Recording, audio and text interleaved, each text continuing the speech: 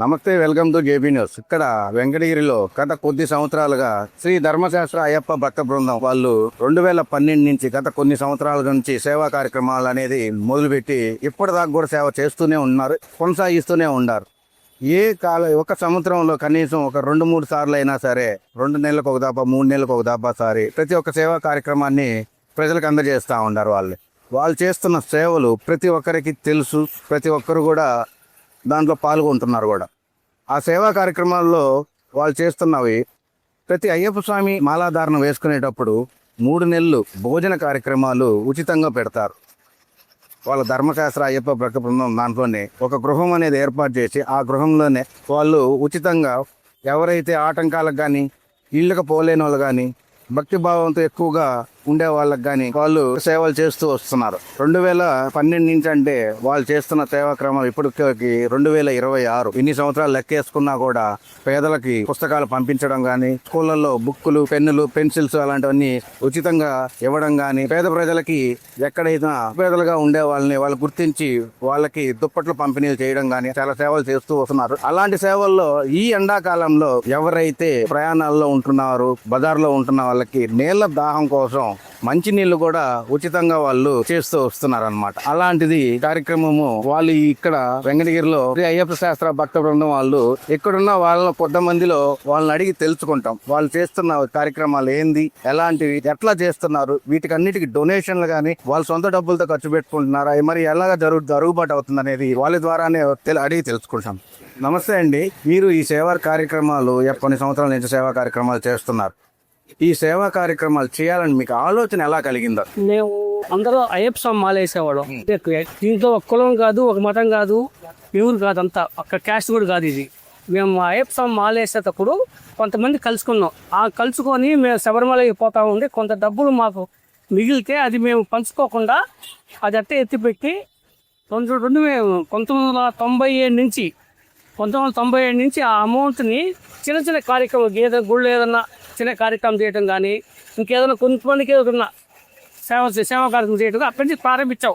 మా సొంత డబ్బులు అప్పటి వరకు 2005 నుంచి బుక్స్ కార్యక్రమం ప్రారంభించాం. అప్పుడు కూడా మేమే డబ్బులు వేసుకొని ఇంత అమౌంట్ వేసుకొని చేసుకుంటాము.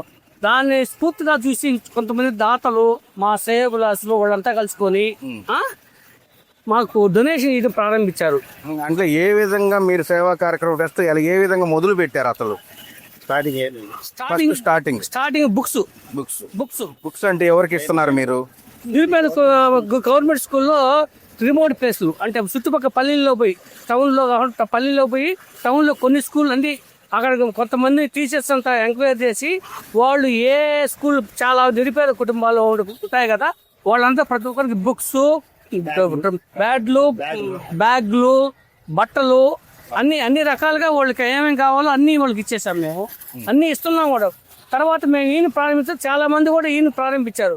తర్వాత గవర్నమెంట్ వాళ్ళకి అన్ని ఫెసిలిటీ చేస్తుంది కాబట్టి మేము ఇంకా ఈ కార్యక్రమం ముగించుకొని తర్వాత మేము శబరిమల పోయి మాలేశ్వర స్వాములకి భోజన కార్యక్రమం ఎక్కడ చాలా ఇబ్బందికరంగా ఉన్నది. హోటల్లో పోయినా ఎక్కడ పోయినా శుచి శుభ్రత లేదు.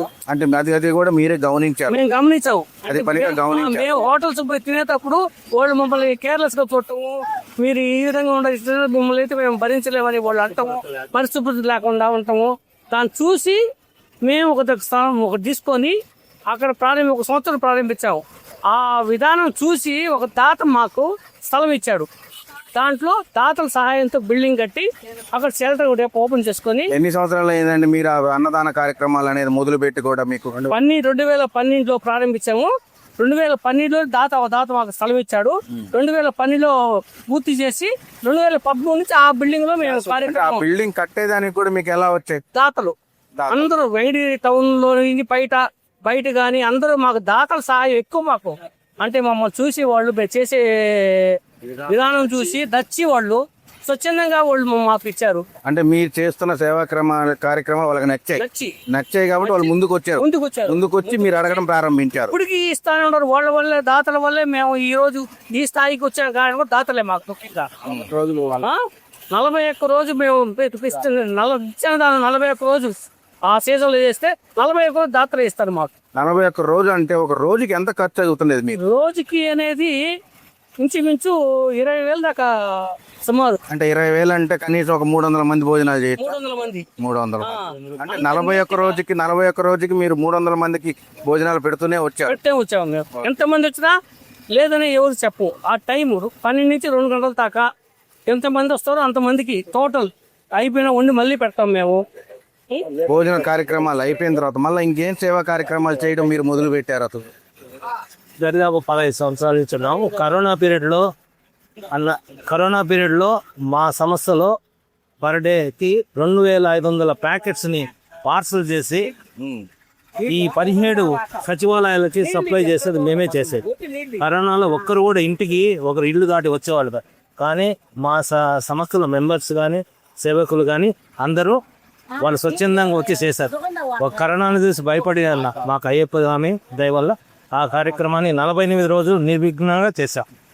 నెక్స్ట్ అంటే ఈ సేవా కార్యక్రమాలు చేసేటప్పుడు మీకు ఎలా అనిపిస్తుండేది? మీకు సంతోషంగా ఉండేదని అనిపిస్తుండేదా, లేకుంటే మీకు ఎలా తృప్తి చెందేవాళ్ళు మీరు? Service to the God is service to mankind, అంటే మానవ సేవే మాధవ సేవ అనే నానుడితో ఈ సంస్థ రన్ అవుతాం.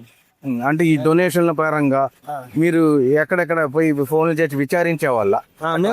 మమ్మల్ని విచారించుకొని దాతలే మా ఇంటికి మా దగ్గరకు వచ్చి ఇచ్చేవారు.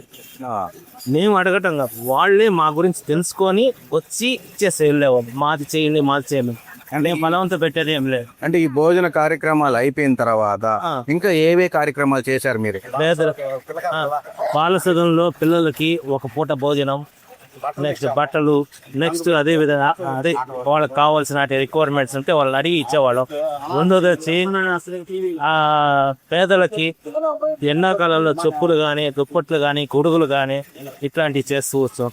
మీరు మంచినీళ్ళ వరకు సప్లై చేస్తున్నారా, లేకుంటే ఇంకేమన్నా సప్లై చేస్తున్నారు? మజ్జిగ, పెరుగు? ప్రతి సోమవారము మజ్జిగ అండి, ఒక 400 మందికి 450 మందికి మజ్జిగ ఇస్తున్నాము.